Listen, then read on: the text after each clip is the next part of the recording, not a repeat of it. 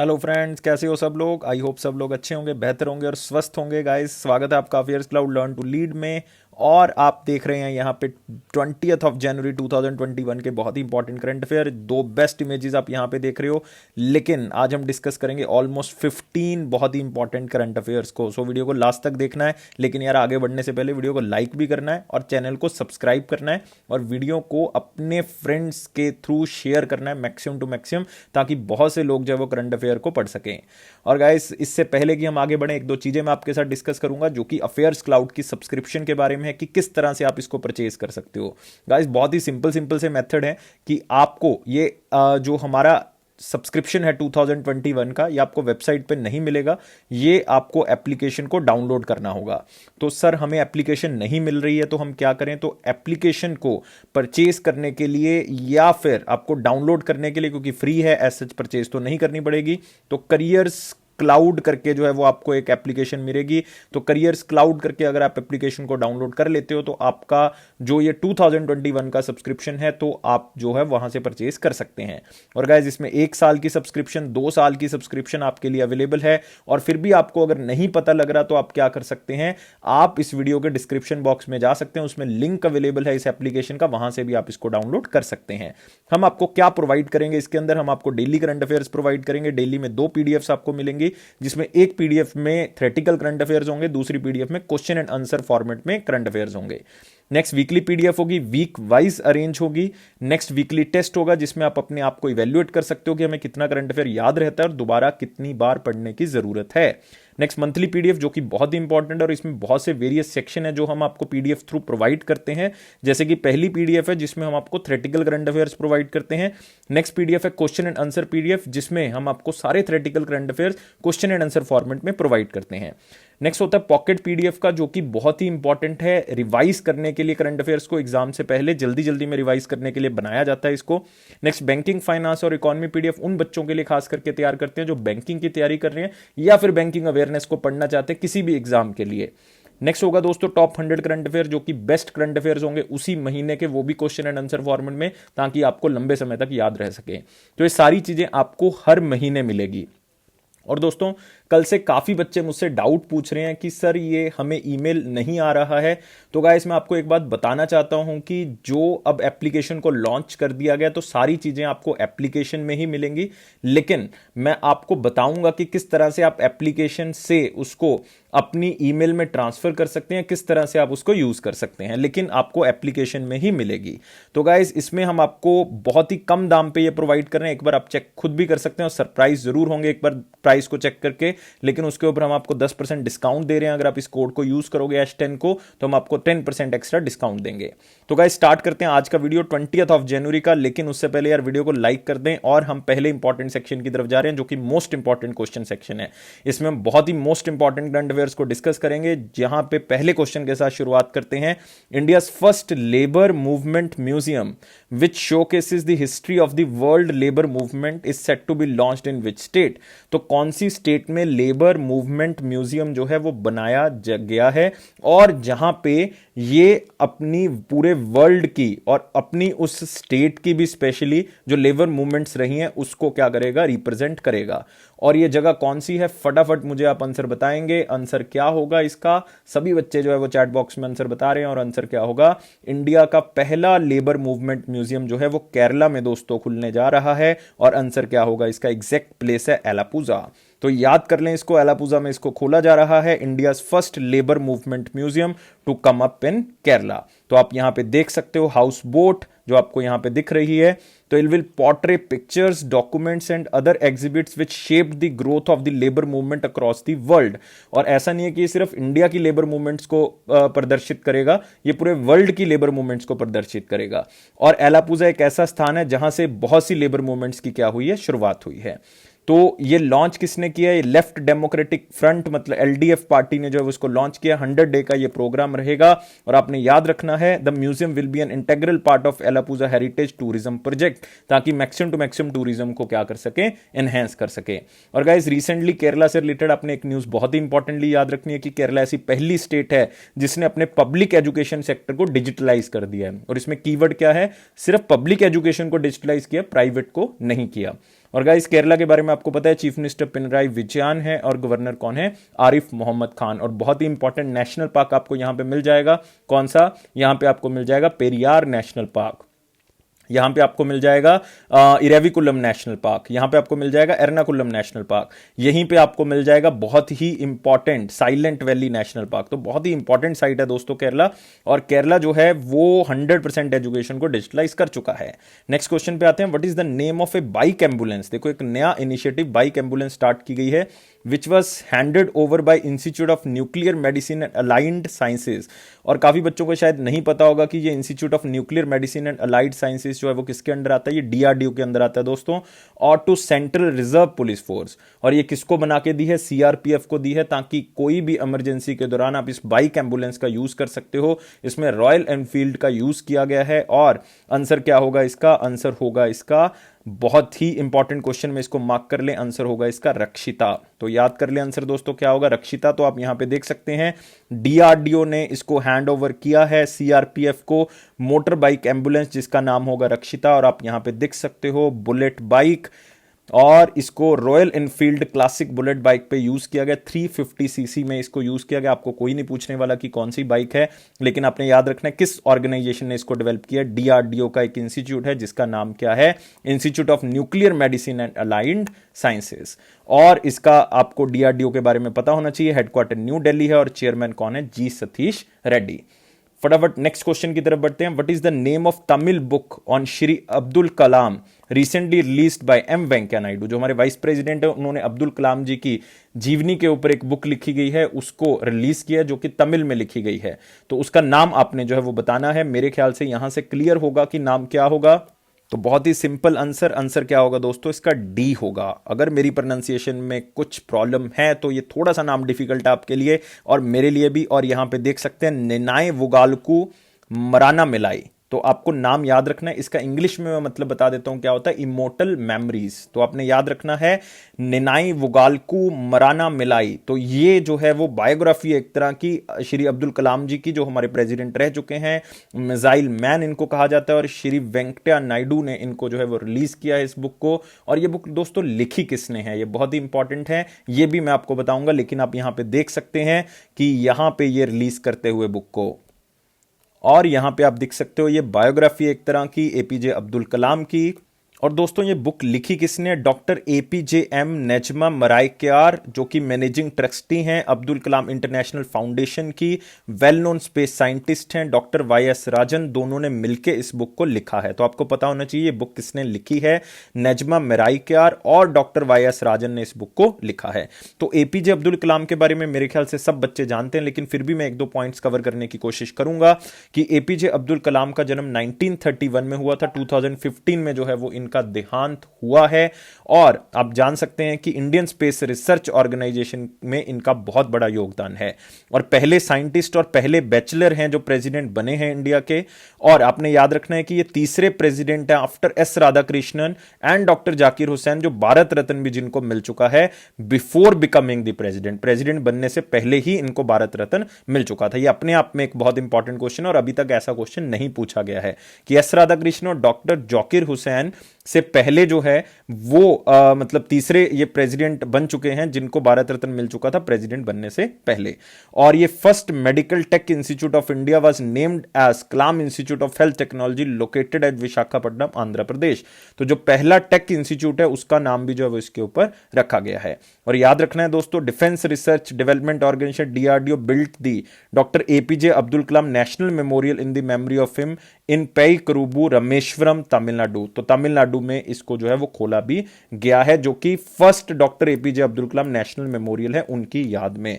तो दो चीजें बहुत इंपॉर्टेंट है, ये फर्स्ट पे हैं तो इसलिए मैंने इन पॉइंट्स को कवर किया ताकि आप भी इन पॉइंट्स को याद रख सकें। तो बहुत ही इंपॉर्टेंट क्वेश्चंस में इसको कवर कर लो। नेक्स्ट आते हैं, the national disaster response force annually celebrates the NDRF raising day on, तो किस दिन जो है वो एनडीआरएफ रेजिंग डे सेलिब्रेट किया जाता है। वेरी इंपॉर्टेंट और मोस्ट इंपॉर्टेंट में आप कवर कर सकते हो। मैं इसको मोस्ट इंपॉर्टेंट न्यूज में कवर कर रहा हूं, लेकिन यहां पे वेरी इंपॉर्टेंट आपको लिखा दिख रहा है, ये इसलिए कि आप इसको मोस्ट इंपॉर्टेंट में भी लेके चल सकते हो, वेरी इंपॉर्टेंट में भी। और एनडीआरएफ रेजिंग डे जो है वो कब आता है, क्योंकि नेशनल डिजास्टर रिस्पॉन्स फोर्स जो है वो बेसिकली आजकल बहुत जरूरी हो गया, खास करके हिमालयन स्टेट्स के लिए, या फिर आप कह सकते हो फ्लड प्रोन स्टेट्स के लिए। तो यहां पे ये दिन मनाया कब जाता है गाइस, बहुत ही इंपॉर्टेंट है। और इस क्वेश्चन को सब बच्चे जो फटाफट सही आंसर दे रहे हैं, तो आंसर क्या है इसका, 19th ऑफ जनवरी। तो आंसर बिल्कुल सही है, 19th of January, 16th national disaster response for raising day 2021 Jain 19। तो यहां पे आप देख सकते हो क्यों इस दिन मनाया जाता है, क्योंकि 2006 में इसका गठन किया गया था 19 ऑफ जनवरी को। तो मेन नेचुरल क्लैमिटीज मैं आपको पहले बता चुका हूं, खास करके हिमालयन एरिया में और फ्लड प्रोन एरिया में इनका रोल जो है वो बहुत ज्यादा रहता है। और नेचुरल क्लैमिटीज जो है वो 1990 से 2004 तक बहुत ज्यादा जो है वो हुई थी, जिसके कारण इसके बारे में सोचा गया और इसका गठन जो है वो किया गया। याद रखना है, नेशनल डिजास्टर रिस्पॉन्स फोर्स बहुत ही इंपॉर्टेंट आपके लिए। इसके डायरेक्टर जनरल कौन है, एसएन प्रधान। और मोटो क्या है, आपदा सेवा सदैव, मतलब हमेशा सेवा में हाजिर हैं। और फंक्शन किसके अंडर करती हैं, ministry of home affairs. Headquarter कहां पे, न्यू दिल्ली। नेक्स्ट क्वेश्चन के ऊपर आते हैं, who has been reappointed as the managing director and chief executive officer of RBL bank. हमने पहले भी इस क्वेश्चन को कवर किया है कि आरबीएल बैंक के चीफ एग्जीक्यूटिव ऑफिसर और एमडी कौन है। अब दोबारा से इस क्वेश्चन को कवर कर रहे हैं, क्योंकि अब इनको अप्रूवल मिल चुका है और अब इनका टाइम पीरियड बहुत ज्यादा बढ़ चुका है। अब ये 2021 से लेकर 2024 तक रहेंगे दोस्तों, मतलब जून 2021 को इनका टाइम पीरियड खत्म होना था, जून 2024 तक बढ़ा दिया गया है, रीपॉइंट कर दिया गया है। और आंसर क्या होगा इसका, विश्ववीर आहूजा। आप पिक्चर देख सकते हो विश्ववीर आहूजा की, तो यहां पे उनको रीपॉइंट कर दिया गया आरबीएल बैंक का चीफ। आरबीएल बैंक की जो टैगलाइन है वो है अपनों का बैंक, हेडक्वार्टर है इसका मुंबई महाराष्ट्र, और 1943 में इसको बनाया गया था। तो आप तीनों चीजें यहां से सीख सकते हैं, और ये रीअपॉइंटमेंट जो है वो हुई है, इसको आपने याद रखना है। नेक्स्ट क्वेश्चन आते हैं, who among the following union minister awarded साहित्य गौरव सम्मान 2021 for his writings and literature. तो गाइज अपने आप में बहुत इंपॉर्टेंट क्वेश्चन है, क्यों, क्योंकि इसके पीछे कारण है कि वो बहुत अच्छी बुक्स लिखते हैं और उनका लिटरेचर में बहुत बड़ा योगदान है।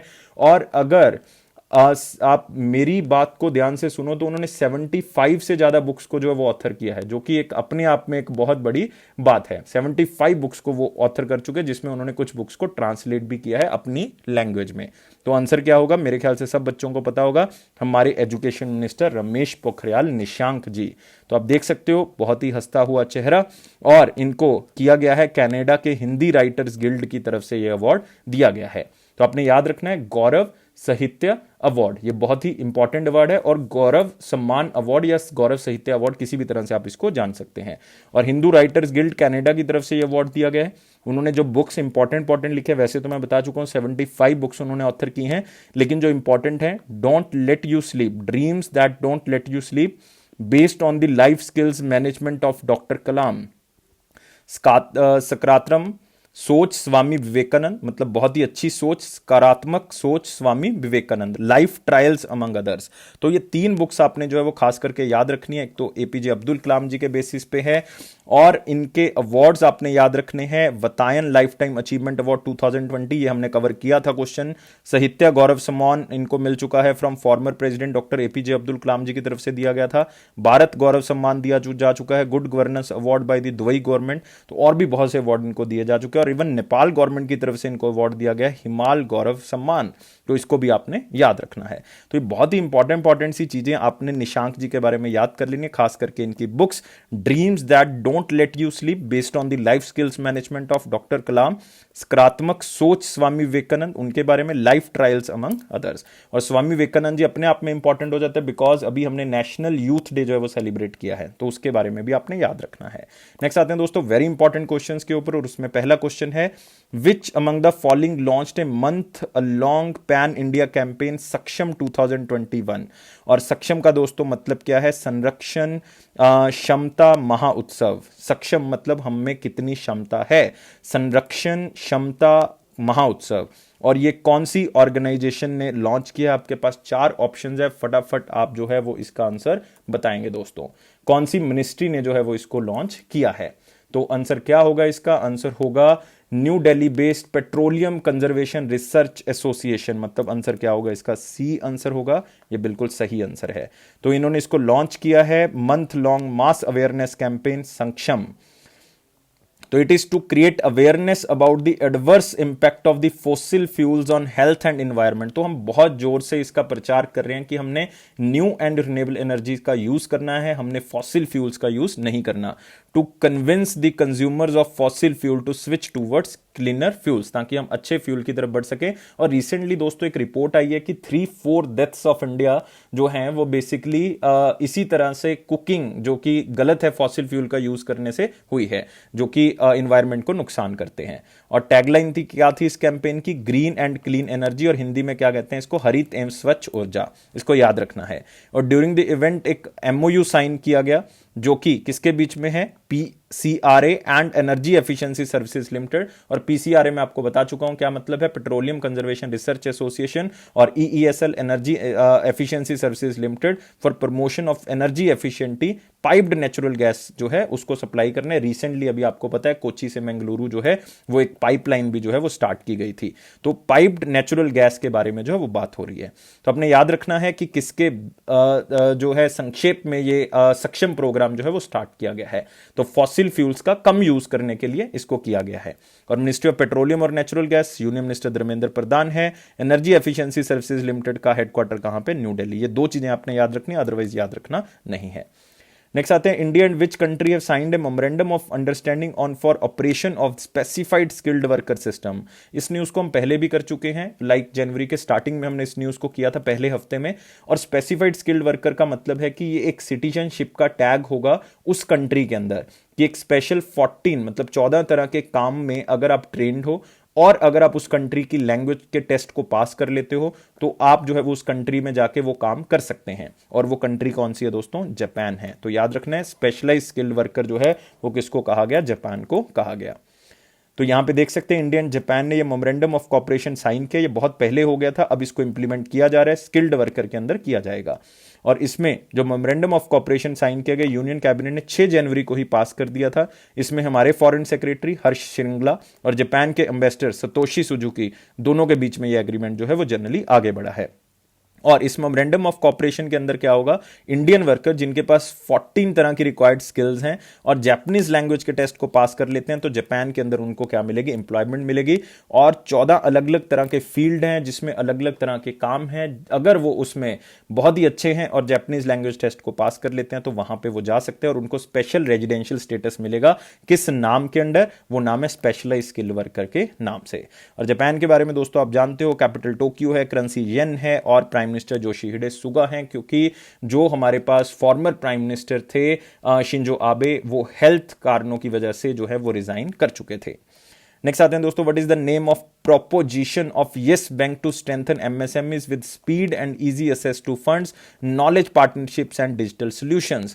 तो yes बैंक ने एक MSMEs के लिए एक कैंपेन चलाया है जिसका नाम क्या है वो आपने मुझे बताना है, जिससे क्या होगा कि उनको फंड लेने में आसानी होगी, जो उनके साथ काम कर रहे हैं उनको और नॉलेज एमएसएमईज को प्रोवाइड करेंगे और डिजिटल सॉल्यूशंस प्रोवाइड करेंगे ताकि वो और भी ज्यादा जो है वो बेहतर हो सकें। और गाइज इसका नाम जो है वो इन 4 ऑप्शंस में आपको मिल जाएगा। नाम क्या है इसका, यस एमएसएमईज। सब बच्चे आंसर दे रहे हैं तो आंसर क्या होगा इसका, यस एमएसएमईज। और यहां पे आप देख सकते हो यस एमएसएमईज को लॉन्च किया ताकि वो फंडिंग सिस्टम को क्या कर सके, बहुत ही आसानी से असेस कर सकें। तो यहां पे आप देख सकते हो नितिन गडकरी जी जो हैं union minister micro small and medium enterprises, उन्होंने इसको लॉन्च किया यस बैंक यस एमएसएमईज के नाम से। और it is a comprehensive proposition to strengthen MSMEs with speed and easy access to funds, knowledge partnership and digital solution की हर तरह का सहयोग जो है वो यस बैंक की तरफ से दिया जाएगा। सो मेन ऑब्जेक्टिव इसका क्या है, to support MSMEs to expand their business, sustain momentum and accelerate growth. क्योंकि कोविड-19 के कारण कहीं ऐसा ना हो कि उनका मोमेंटम जो है वो बहुत ज्यादा स्लो हो जाए, तो ग्रोथ को एक्सेलरेट करने के लिए, मोमेंटम को सस्टेन करने के लिए एमएसएमईज को हर तरह की सहूलत जो है वो यस एमएसएमईज प्लेटफॉर्म पे मिलेगा। तो यस बैंक का हेडक्वार्टर कहां पे, मुंबई। एमडी और सीईओ प्रशांत कुमार, कल भी हमने क्वेश्चन किया था। और टैगलाइन क्या है, एक्सपीरियंस एक्सपर्टीज। तो याद रखना है कल भी हमने यस बैंक के बारे में किया था क्वेश्चन दोस्तों। Next, which among the following ministries bags the Skoch challenger award 2021 for e governance. दोस्तों इसमें दो अवार्ड हैं, एक ई गवर्नेंस से रिलेटेड है, एक और अवार्ड है, दोनों मैं आपको बताऊंगा, लेकिन फिलहाल आपने बताना है कि ई गवर्नेंस से रिलेटेड ये अवार्ड जो है वो किसने जीता है। तो चार मिनिस्ट्रीज आपको यहां पे दिख रही हैं, मैं आपको हिंट दे देता हूं, नाम है उनका, अर्जुन मुंडा जी ने रिसीव किया है। तो बाय डिफॉल्ट आंसर क्या होगा, मिनिस्ट्री ऑफ ट्राइबल अफेयर्स। तो आप यहां पे देख सकते हो Skoch challengers award best performance in e governance जो है वो मिनिस्ट्री ऑफ ट्राइबल अफेयर्स को यहां पे मिला है। और ये स्कॉच अवार्ड के बारे में जान ले कि 2003 में इसको स्टार्ट किया गया था, जो कि स्कॉच खुद एक ऑर्गेनाइजेशन है, स्कॉच ग्रुप है पूरा का पूरा, जो थिंक टैंक मतलब सोचने का काम करता है कि सोशियो इकोनॉमिकल इश्यूज को हम किस तरह से बेहतर बना सकते हैं, और उन लोगों को यह सम्मानित करता है जो इसके ऊपर काम करते हैं। और ये स्कॉच अवार्ड आपने याद रखना है कि किसने हासिल किया, ई गवर्नेंस के अंदर मिनिस्ट्री ऑफ ट्राइबल अफेयर मतलब अर्जुन मुंडा जी ने। और साथ ही साथ याद रखना है दोस्तों, ये दूसरी बार हुआ है कि उन्होंने इस अवार्ड को जीता है, चैलेंजर अवार्ड को जीता है। और दोस्तों याद रखना है कि Skoch challenger award transparency in governance, ये अगली कैटेगरी आ चुकी है, और इसमें किसने जीता है, मिनिस्ट्री ऑफ पंचायती राज, जिन्होंने आईटी लेड इनिशिएटिव्स किए हैं, गांवों को डिजिटल बनाने में बहुत बड़ा रोल जो है वो प्ले किया है। तो ministry of Panchayati Raj, transparency in governance ताकि डिजिटल हो सके गवर्नेंस, और एक ई गवर्नेंस के ऊपर काम किया है मिनिस्ट्री ऑफ ट्राइबल अफेयर्स ने। तो दोनों ने स्कॉच अवार्ड को जीता है। इवन मोस्ट इंपॉर्टेंट क्वेश्चन में भी आप इसको कवर कर सकते थे। नेक्स्ट आते हैं, who wrote this biography autobiography named as a dream a lived loan.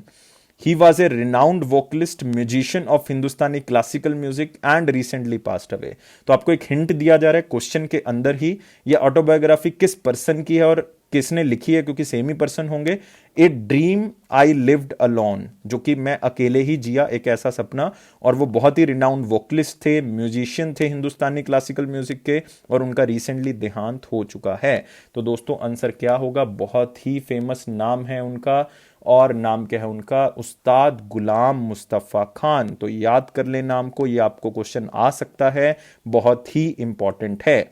तो आप यहां पे देख सकते हैं उनका photo, legendary classical music Ustad Ghulam Mustafa Khan passed away. और वो कौन सी स्टेट से बिलोंग करते हैं दोस्तों, उत्तर प्रदेश से बिलोंग करते हैं। तो उस्ताद गुलाम मुस्तफ़ा खान जो कि क्लासिकल वोकलिस्ट हैं, उनका देहांत हो गया है, और बहुत ही फेमस म्यूजिशियन रहे हैं, रामपुर शशवान घराना के हिंदुस्तानी क्लासिकल म्यूजिक के।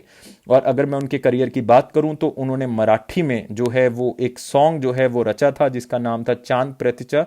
तो उसके कारण ये फेमस हुए थे, और फिर उन्होंने प्लेबैक सिंगिंग की मराठी में भी और गुजराती फिल्म्स में भी। और गाइस उन्होंने बहुत ही फेमस सिंगर्स को मेंटर किया है, like Lata Mangeshkar ji, Geeta Dutt, Asha Bhosle, Hariharan, A R Rahman, Sonu Nigam, और मेरे ख्याल से आजकल की जनरेशन इन सब नाम को जानती है।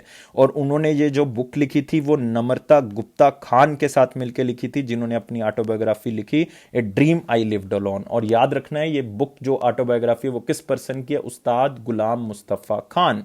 और इन्होंने बहुत से अवार्ड जीते हैं, इन्होंने तीनों के तीनों सम्मान जो है जीते हैं, सिर्फ भारत रत्न को छोड़ के बाकी तीनों हाईएस्ट सिविलियन अवार्ड जो है वो जीते हैं। पद्म श्री इनको मिल चुका है, पद्म भूषण, और रिसेंटली पद्म विभूषण भी मिला है 2018 में। तो तीनों मिल चुके हैं, इसका मतलब ये क्वेश्चन बहुत ही ज्यादा इंपॉर्टेंट है आपके लिए। नेक्स्ट क्वेश्चन आते हैं, रिसेंटली विच स्टेट लॉन्च्ड घर घर रोजगार ते कारोबार मिशन। मतलब ये स्टेट कौन सी है जिसने घर घर रोजगार और कारोबार मिशन जो है वो स्टार्ट किया है। ये पहले ही स्टार्ट हो चुका था, ये 2017 का इनका जो है वो प्रोग्राम है, लेकिन अभी इसको और फंड एलोकेट किया जा रहा है क्योंकि अगले ही साल 2022 में इस स्टेट में इलेक्शंस भी हैं दोस्तों।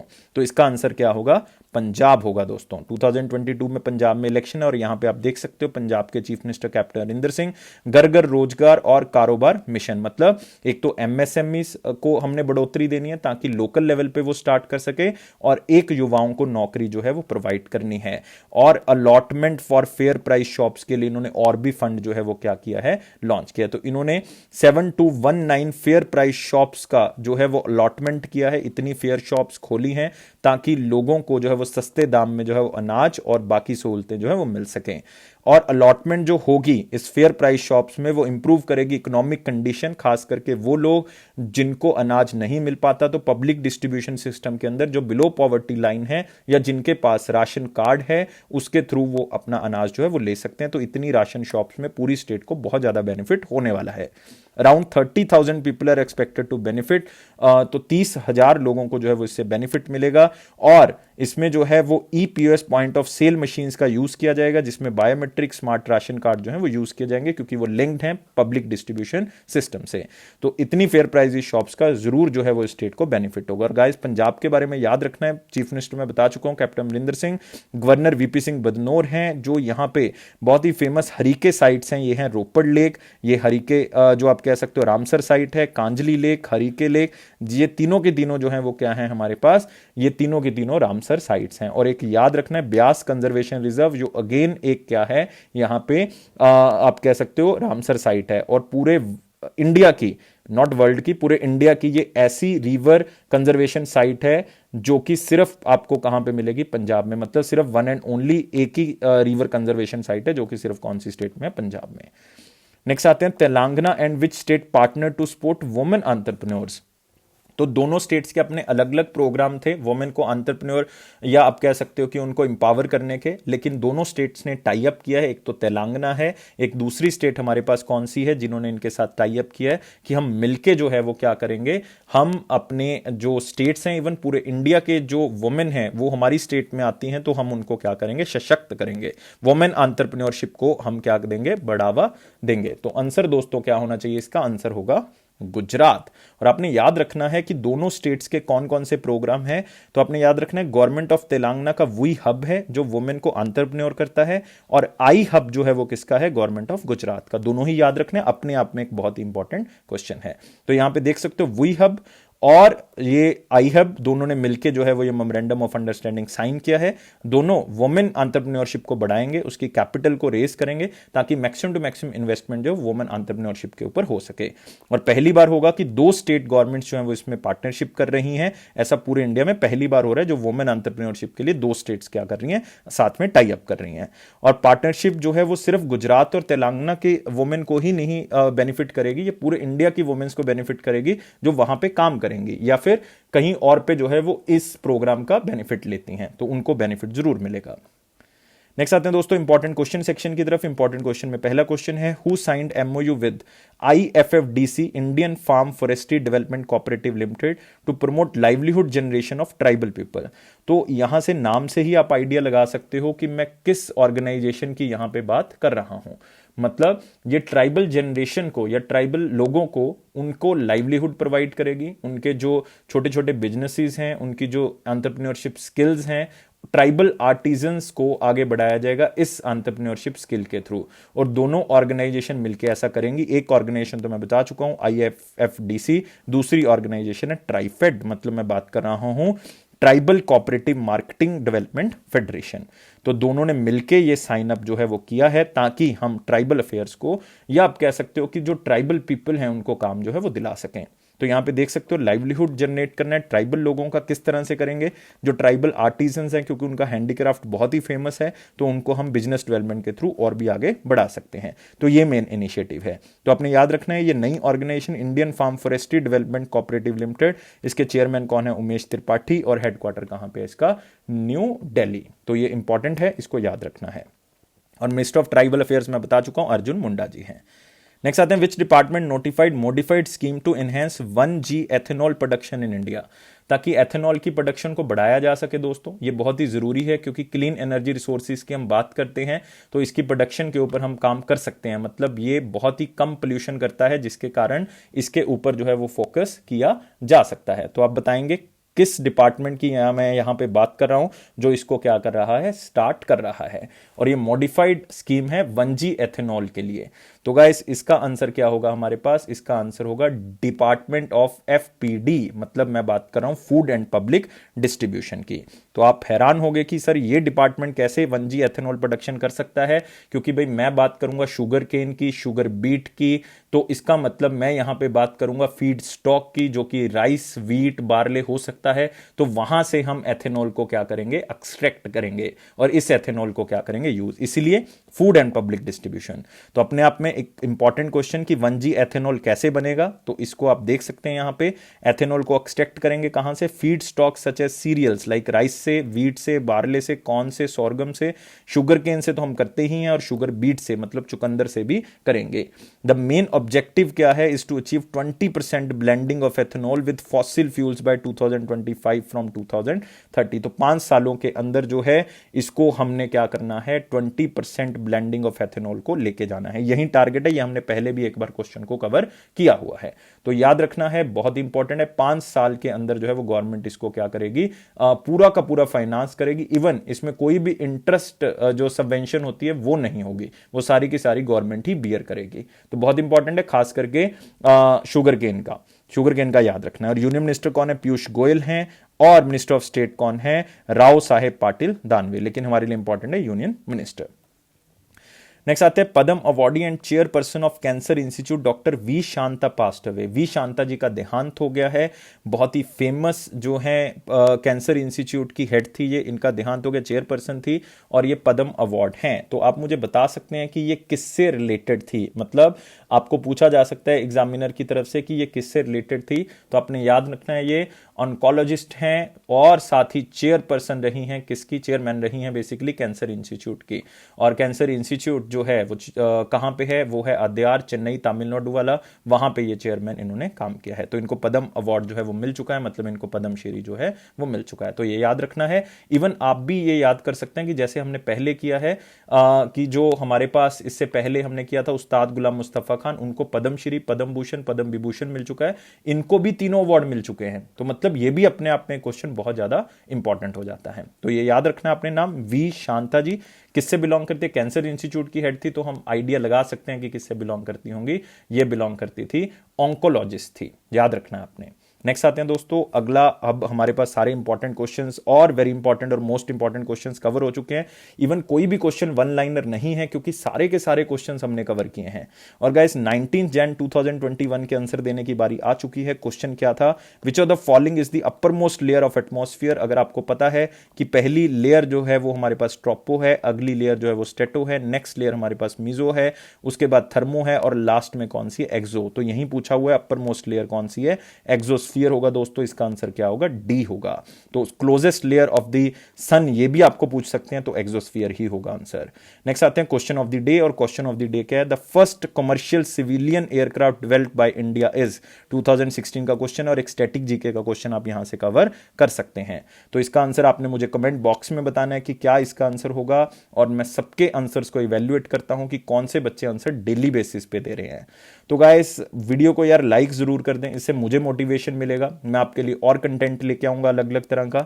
चैनल को सब्सक्राइब कर दें ताकि और बेहतर वीडियोस बना सकें हम आपके लिए। और गाइस आपने इस बेल बटन को प्रेस कर देना ताकि नोटिफिकेशन आपको मिल सके। और ये अफेयर्स क्लाउड का और मेरा पर्सनल प्रॉमिस है कि मैं आपके करंट अफेयर सेक्शन को जरूर बूस्ट करके रहूंगा।